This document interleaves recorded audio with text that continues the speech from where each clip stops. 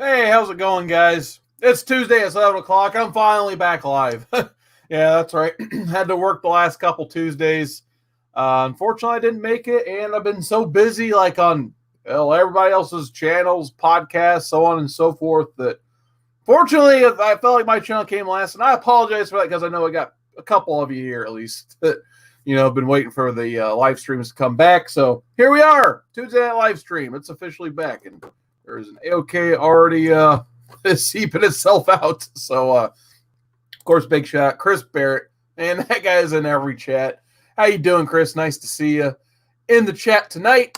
But I guess, I can explain what I've been doing because I try to leave as many comments as possible down below or links for you guys to go to. So the first link I'd like to plug is my friend Mike Green has started a podcast. It's called Comics of the Atom. And basically, me and Mike we're going through some of the classic runs we really like, and we're just revisiting them. So kind of just basically like a book club type deal, except, he's been wanting to join the podcast world for a while, and it's something I've never really dived into. Mainly, I just do stuff like this on, live cam YouTube.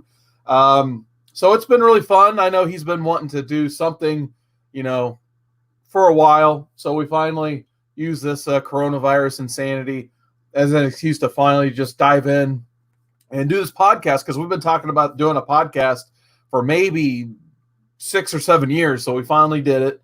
And we're going through Astonishing XMen, Joss Whedon, John Cassaday. So the link to the latest episode is down below. But if you guys haven't had a chance to check it out, we have 3 episodes up already, plus like a 0 episode, or like I call it the pilot, basically. It's just me and Mike kind of talking about the histories of how we got into collecting and why we read comics. You guys probably heard my story 1,000 times, but definitely recommend checking his site out as well, so you get a chance to get to know Mike and, why he collects like the way he does, and why he likes to read the things he does.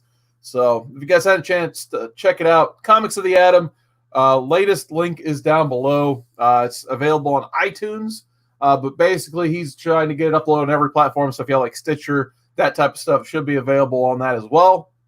And of course, my comic horror goings on. Been going crazy with Modern Men. We're still doing that every Monday. We had our Star Wars episode last night where we were at Darth Vader. So definitely check that out. A lot of fun rereading that one, especially Comic Man Andy and Drew. They really like that Marvel Star Wars stuff. But yeah, I've been having most of my readings been going toward that and the comics podcast. So my personal reading is kind of fallen toward the wayside, unfortunately. But I did read a couple things in between where I could. And they're represented by these goofy Marvel trading cards because I read them digitally. And actually, I do want to congratulate Chris Barrett. As soon as the comment pops up, he finished his lightsaber. So what better time to finish constructing a lightsaber than May the 4th and Revenge of the 5th, or whatever people are calling it. So congratulations, Chris Barrett. You finished the lightsaber. So big thumbs up from me. God, wow, StreamYards, that was a long side of the stretch. That's why I keep both chats up. So I have like the YouTube chat over here, StreamYard chat over here, so I can show it. So yeah, if you ever wonder how I do that. Anyway, good job, Chris.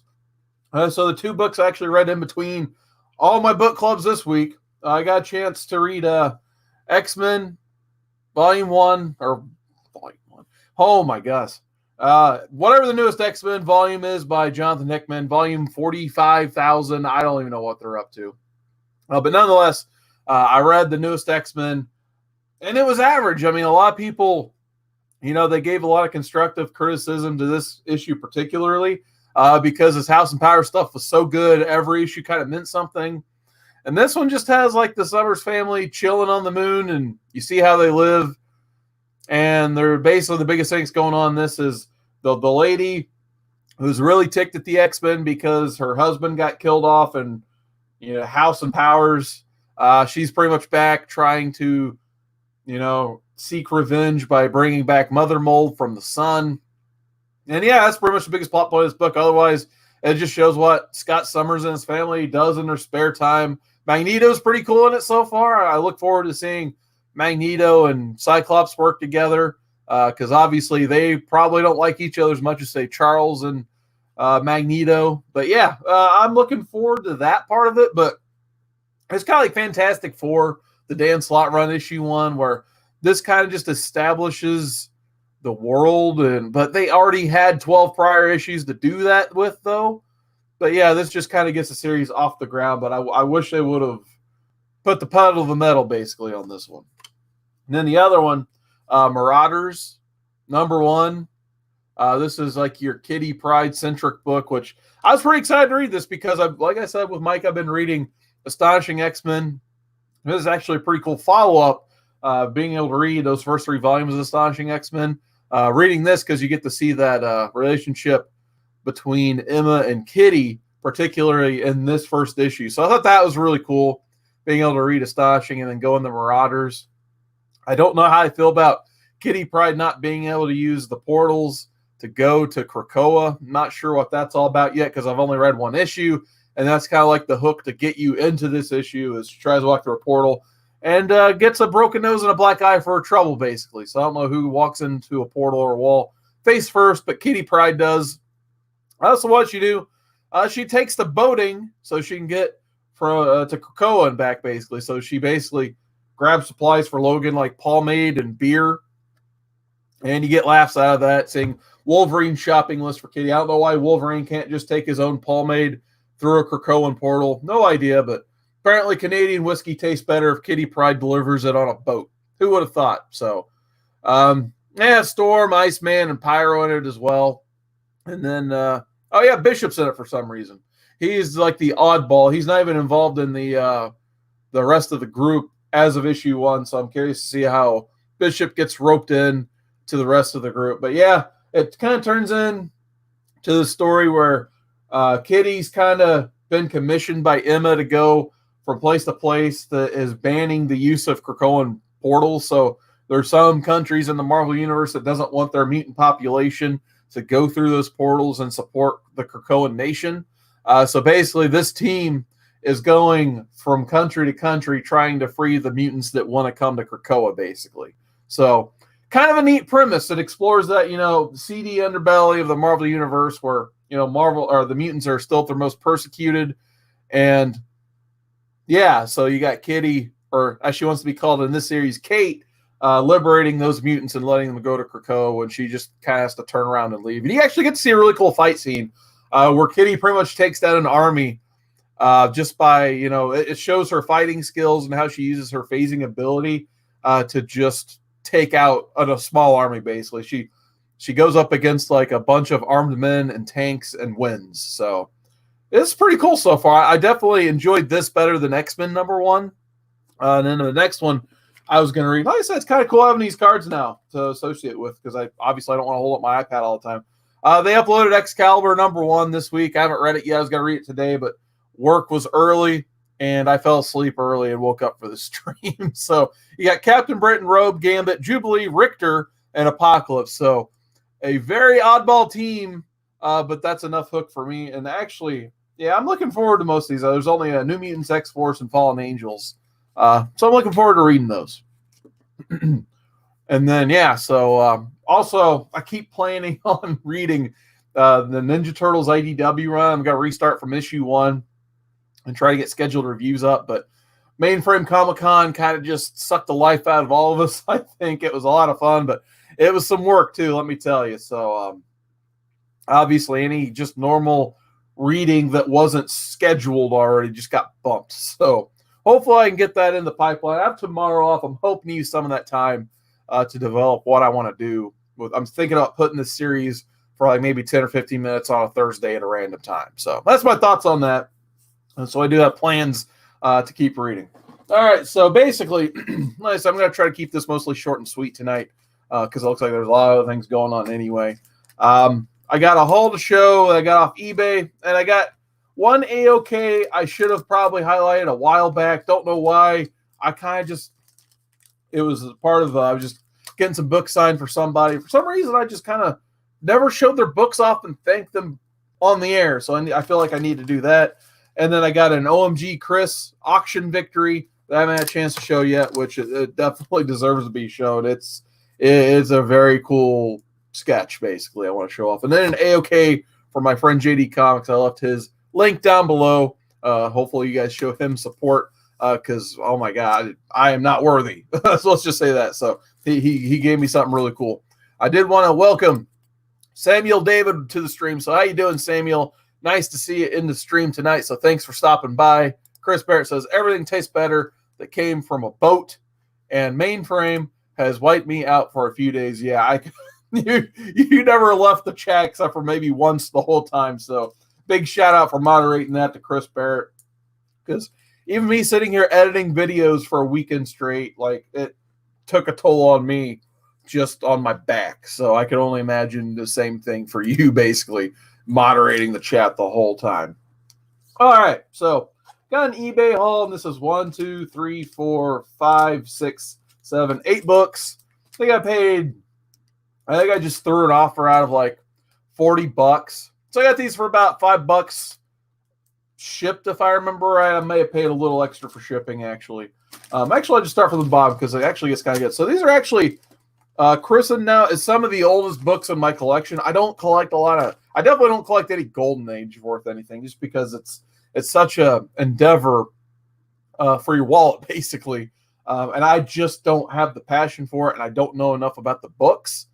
So I got enough. I'd rather collect like original art and that type of stuff than that. Now, the people collect it, that's awesome. That's really cool. To each their own, of course, as we say in the comic community. So, but nonetheless, I think I got some of the oldest Batmans in my collection. So this is a lot of Batman books, mostly Silver Age era, a couple bronze in there.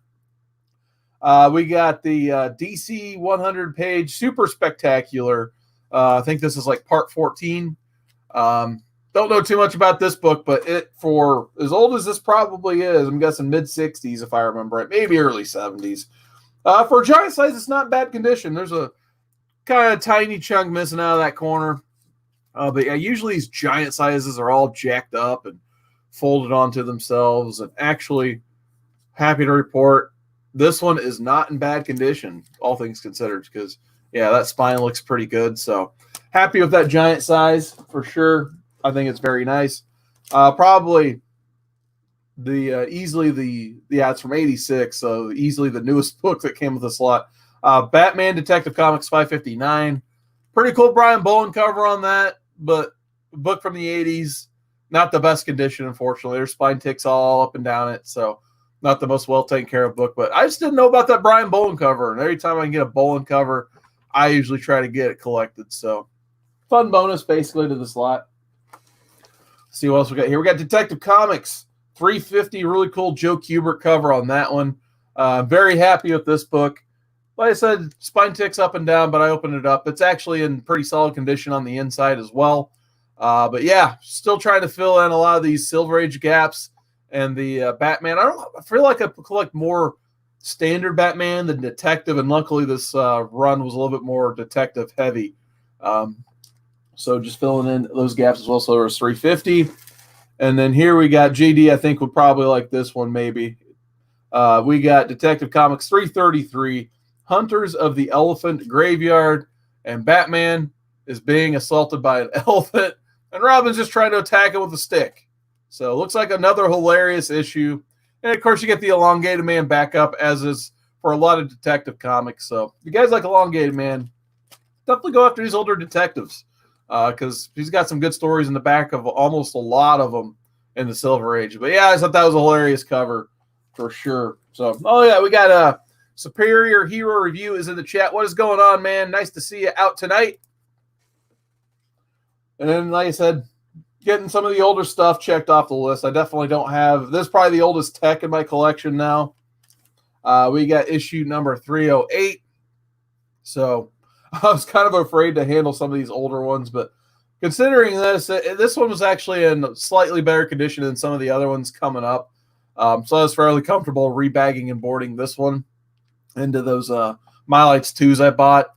But yeah, it's got that like square 12 on it. So I don't have, this may be my oldest one now on the detective side of things. So it says, Batman becomes a man of fire to challenge the menace of the Flame Master. So he literally lights himself on fire to fight a guy made of fire, basically. You got to love it, man. So, yeah, that's absolutely hilarious. But, yeah, there's that. Like I said, not too bad a condition for that one, in my opinion. And then going to the Batman side, we got Batman 177.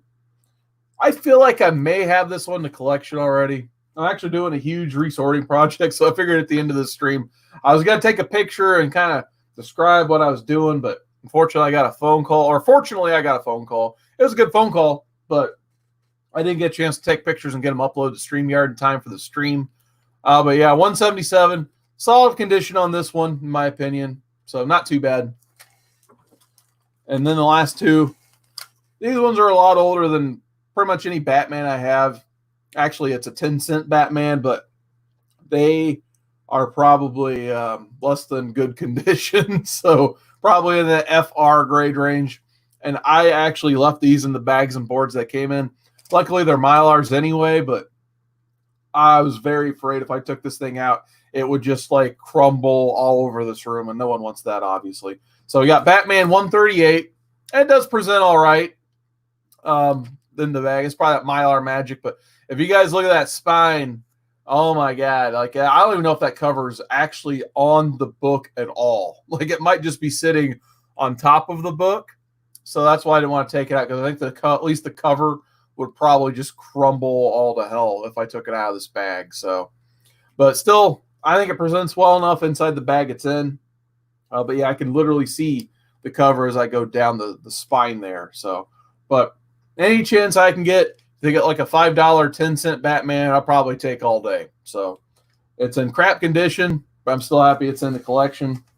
And then the last one is now officially the oldest Batman, maybe the oldest DC book I own. I think I have a Jimmy Olsen somewhere. It might be older, but if I touched that thing, it would probably turn to dust. I bought it at a flea market when I was a kid. And boy, I don't even know what I did with it as a kid. I probably just looked at the cover and then filed it away, because it was like, I probably should have just thrown it away. It was so bad. But I got Batman issue 107. So one of my collecting goals eventually is I'd like to have an action and a Detective Comics like under the issue 100. So I almost did that for Batman here. So this is issue 107.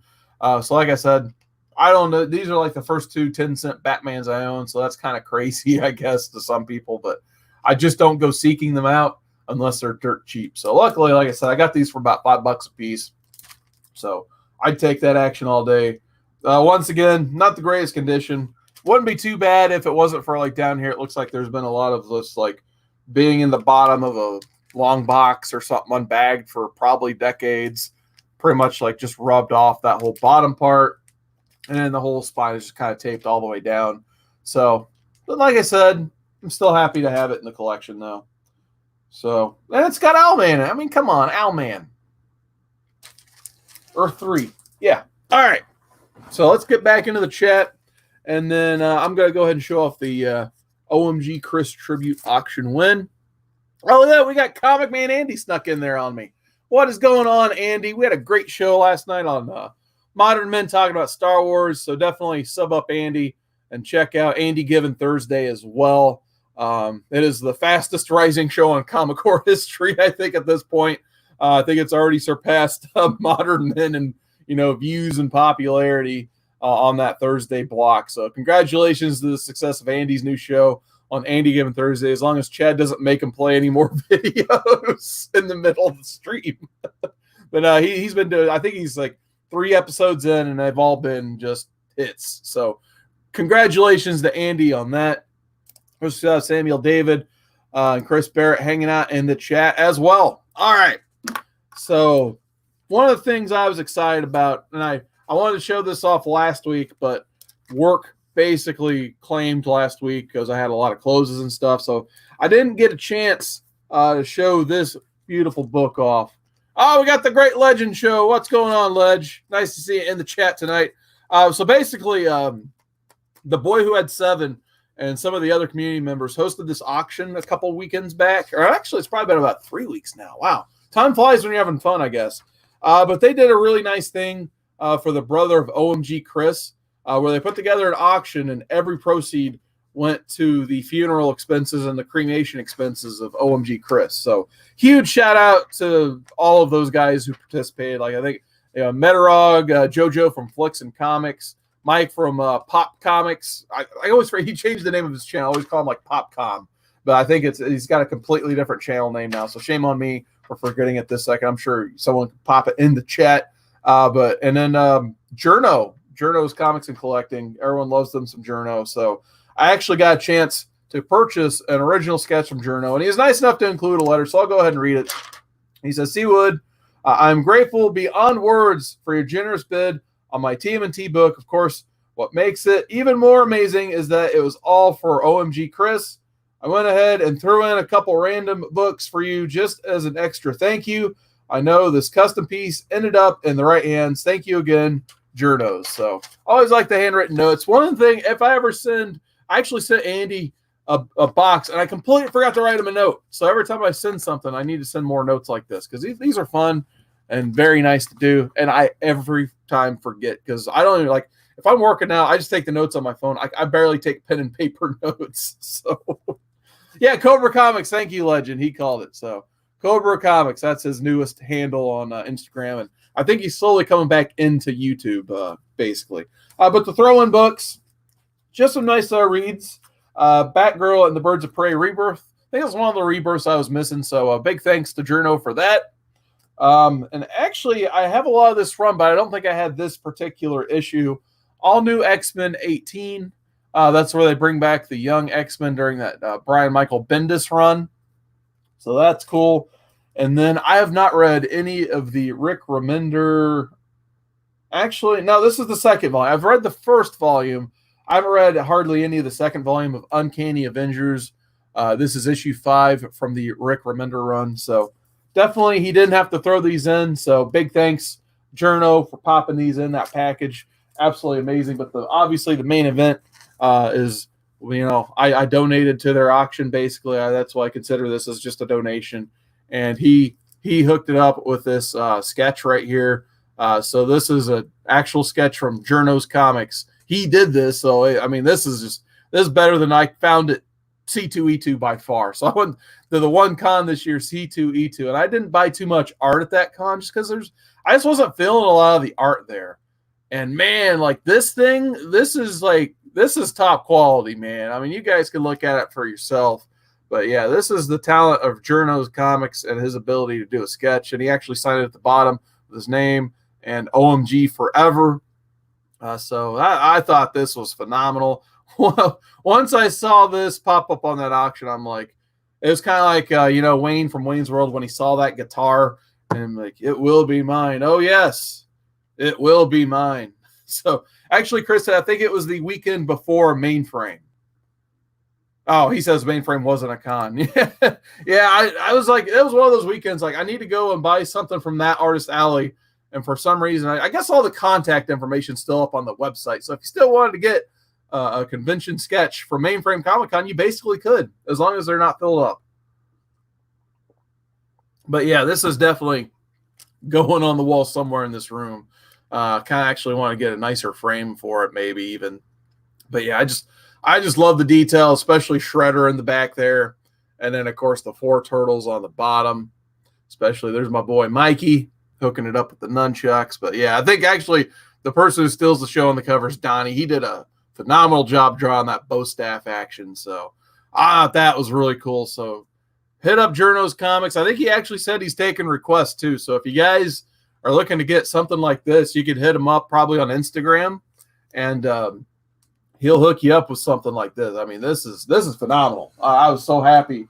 Once I opened that package, I'm like, oh my God, it wasn't just the Mylar Magic or the camera. This thing looks even better in person. So I was extremely happy with that. We got Prowler 671. What's going on, man? Nice to see you in the chat tonight. Comic Man Andy, he says that's stunning. Yeah, absolutely agree. Chris Barrett says he sends those notes and those AOKs. Nice job, man. That's awesome. Of course, we still got the great legend in the chat. And then Chris Barrett says you should DGC. That's actually a pretty good idea. I may have to hit up old D-Runk and get me a second CGC or DGC book. All right.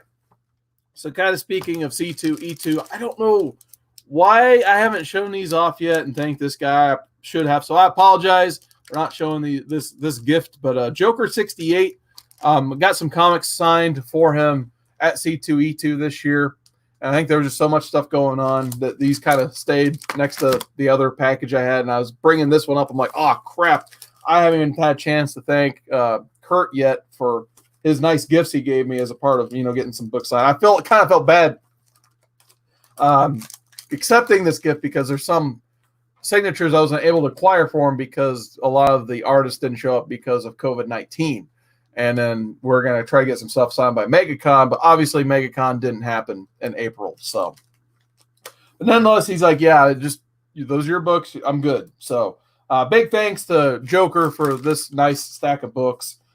He gave me, let's see, it's Vampire Blaze Publishing. Sorry, they put the art in the back, so I couldn't read the title. But nonetheless, it's an N-Hyuk Lee cover, pretty cool vampire cover. He said it was one of his favorite N-Hyuk Lee covers, and he was originally supposed to be at the con, but I think he was one of the ones who backed out, if I remember right.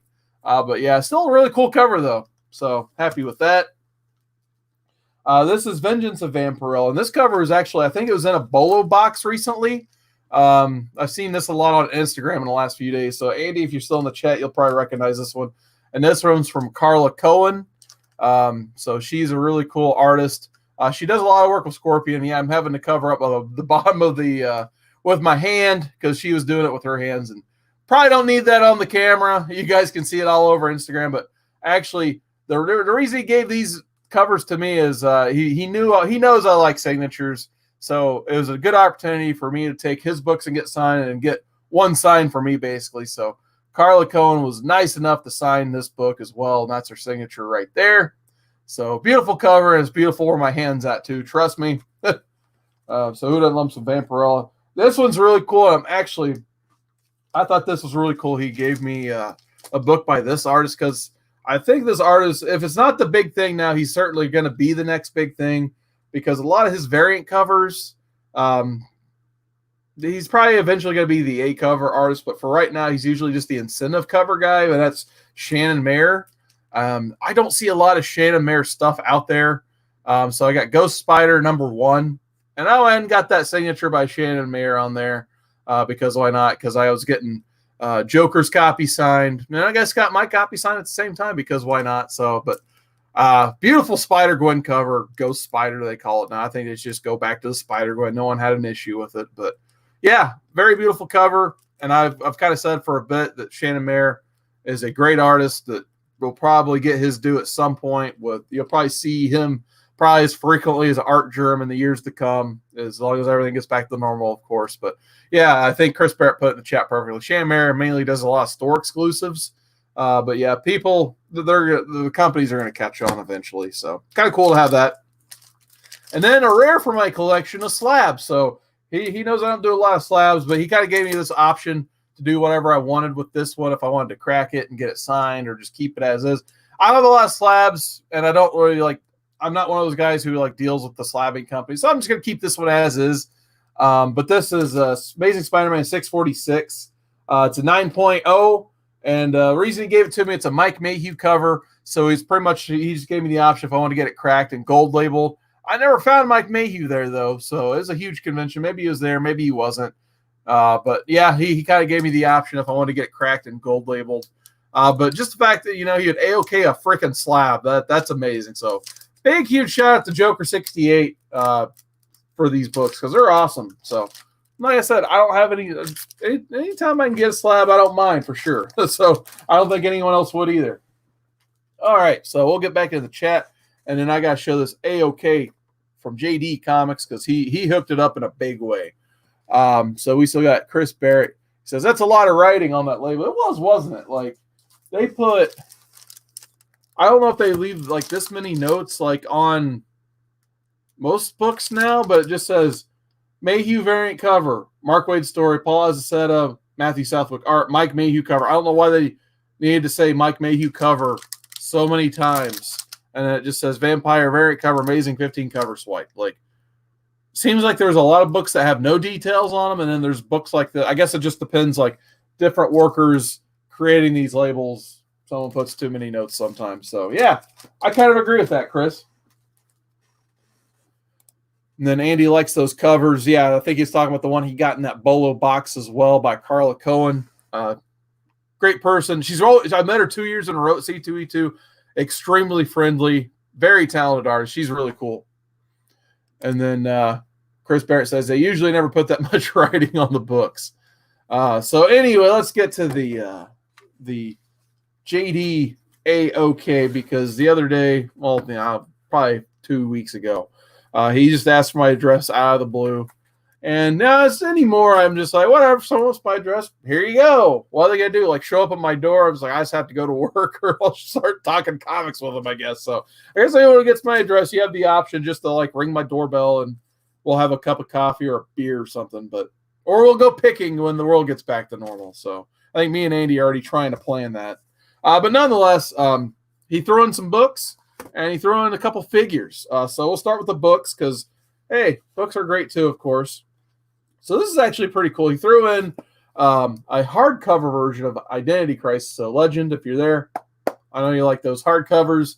But I have the original print run of this, but I don't have hardcovers. So I always like the hardcovers as well, collecting those and that stuff. It's a fun way. I like to read, basically it's a fun way to binge read. I'm slowly getting pushed into the digital realm with my binge reading, but anytime I can get a hardcover, I always like these like earlier DC ones too. They have it embossed down there, Identity Crisis. Kind of weird they picked gray instead of black like they normally would. But yeah, I love me some Identity Crisis. I know Chris Barrett, it put him to sleep. So this is like an ASMR video for Chris Barrett. But I absolutely love this run. It's Brad Meltzer, Rags Morales, and some very underrated art in this book. But yeah, if you guys hadn't read Identity Crisis, I probably talked everyone's heads off about identity and infinite crises by this point, but always a good read. I'll probably end up reading this copy at some point. Me and Chad just read this last year and did a whole review on it. So really cool. Love me some Brad Meltzer. No one else does, unfortunately. We learned that on Modern Men with Andy and Drew not being too thrilled with his Justice League run like I was. And then, of course, JD, he knows I like me some signed books. So he threw in 2 signed books because he knows. So we got The Flash, Season 0. I think Great Legend will like this one if he's in the chat. He likes some of that Grant Gustin Flash. So got a cool photo cover, but it's also signed by artist Phil Hester. So definitely recognize that signature for my Green Arrow comic books. I got one signed over there on the wall. So I knew that was Hester right off the bat. So Phil Hester, if you ever see him when the cons get back to normal, you can get like a really, really quick head sketch from this guy. Like if you ask him for a Green Arrow or I think he did a Darkness for me in my book, he can do a sketch in literally like 30 seconds or less. It's pretty damn impressive. So Phil Hester, cool dude. And then this one's kind of pretty crazy. I got a Image First Walking Dead. And it's actually signed by Tony Moore, who I haven't seen on the convention circuit for a minute now. So pretty cool to have a Tony Moore signature in the collection. I already have a few. I think I actually have another Walking Dead reprints when they did issue 50. And it's got like the Carl cover on issue 50 and then issue 1 reprint, or as they call it, the special edition was the Rick cover, and you can actually combine them. So I got that one signed by him. But yeah, cool to have another Tony Moore signature in the collection. You guys, I did a whole series of stuff like that. So he knows I definitely like some SIGs. But before I show the big deal in the package, I want to welcome Tacoma Comics is in the chat. He's been doing a lot of streaming himself lately, so check out Tacoma. He's had a lot of fun stuff on his channel as well. I remember watching his stream. I think I had to watch it on the rewind where he's unbagging these like thrift bags he got. I don't even know where he got them from, but he got some stellar deals, especially on some Turtle books and some pretty cool Sandman books too. He actually got like a 4th print of TMNT and then like this ghost of a book that was like a free comic book day TMNT, but it wasn't the branding. It turned out like it was like a Nickelodeon Studios exclusive, I guess. So he only paid like, I can't remember, but he got a steal of a deal on that one particularly. So check out Tacoma. He's had some fun stuff. Samuel David says, very nice books. And then Chris Barrett says, let's be honest, Chad would ask your address to crash on your couch. I think he's actually teased doing that before. Legend loves those hardcovers. And then, yeah, Tacoma put it in the chat. Just good. It popped up. He says, Wine and Comics late at tonight, 10 p.m. Pacific. So, yeah, if I stay up that late, which I made tonight because I slept in most of the day because I had to work really early. definitely check out Tacoma Comics. He started Whining Comics on his channel, so that's a lot of fun. All right, so the big time part of this AOK. So if you guys had watched my streams previously, you know I've been trying to collect as many of these as possible. These are the Target exclusive NECA TMNT animated figures. So I have the whole first line, but when it came to getting that second line in, I skipped a lot of it, and there's only one package I wanted out of that line. So the other ones, they usually put out like 4 packages like this, with 2 figures each. So wave 1 was pretty sweet. Each package had a turtle in it. Donnie came with Krang, so I think this was the coolest one that came in the latest, or the first line. And then Leo came with Shredder, and then Raph and Mikey had 2 different variations on the foot, or had the same foot soldier, but had different weaponry in it. So that was the wave 1. Wave 2, I don't know what they were thinking. Like, they did 2 packages and put the turtles together in waves of 2. I can't remember if it was like Leo and Donnie and then Mikey and Raph, probably in 2 different packages. And then I think there was a Foot Clan package where you get the 2 foot soldiers together. So that was kind of lame because, like, I just usually leave them in the package because I love the packaging on these. So I didn't really need a lot of wave 2. The best case scenario on some of those, like, the turtles may have had like a different green complexion, but who wants that? We all know as collectors, like, usually it's like comparing a first print and a second print. Second print may still be worth a bit, but at the end of the day, is collecting that first print. But the one that eluded me, and I talked about verbatim, was Bebop and Rocksteady. This Target over here, I don't know if it was the dude in the electronics section, because for some reason they sell these things in their technology. I guess it's just technology and entertainment section is probably what they call it. I know that's kind of what they do at my work. But they sell most of their NECA figures next to the video games and stuff. The only ones I saw over there were the foot soldiers. And that was it. So I was pretty bummed out. They looked like really cool figures every time I saw them online, and I never saw a place to even purchase them, even on their website. They're allegedly going to go on their website. They never did. So JD asked for my address, and I think he had a buddy who is a toy collector and hooked him up. So JD hooked me up with this, and oh my God, these may be some of the best NECA figures I've ever seen. So this is the Bebop and Rocksteady that he AOK'd me. So once again, big, huge shout out to JD for this. These action figures are amazing. So, and then to put it in perspective, I didn't realize that they were going to make Bebop and Rocksteady that much bigger than the other ones. So I guess we'll bring back Donnie for a perspective here. So there's the box, which, boy, I'm doing a terrible job at that. So you can see it's about half an inch taller, but as you turn it, you can see how much bigger the box actually is of Bebop and Rocksteady versus your normal turtles. And most of the other ones in Wave 2 that I saw with the foot soldiers were only this big. So Bebop and Rocksteady were even bigger and badder than all of the other ones. So I didn't anticipate this box being that big, and, you know, Bebop and Rocksteady being the molds for those being that much bigger than the normal turtle ones. Because especially both of them, especially like Rocksteady's face, you can see kind of how big that is. But yeah, these are awesome. So these might be my new favorite NECA figures. I like the movie line the best, I think, especially the Shredder they put out. But dang, they knocked it out of the park on these 2 figures. So I'm very much looking forward to their next wave. I think they might change exclusivity to Walmart, which would probably be easier because there's more Walmarts around me than Targets, obviously. So I think they just announced Metalhead is going to be one of the next ones, and the sculpt for that looks amazing. So if the next wave is anything like these, they will be worth getting. I like that communicator too, the Dimension X communicator. I just now noticed that. It's got a picture of Shredder in it. So that's pretty cool. Doesn't come out too well on the camera. Oh, there it goes. So yeah, the communicator, the detail on the accessories is really sweet too. So yeah, that's awesome. So big thanks to JD. Sub him up below. But usually you can find him on Tuesday nights on the Comic Core for Golden Guys as well. He does that still every week. So thank you so much, JD. I am definitely not worthy, but man, it's pretty sweet having this. So thank you for hooking me up when this whole Target failed me, basically, website and store.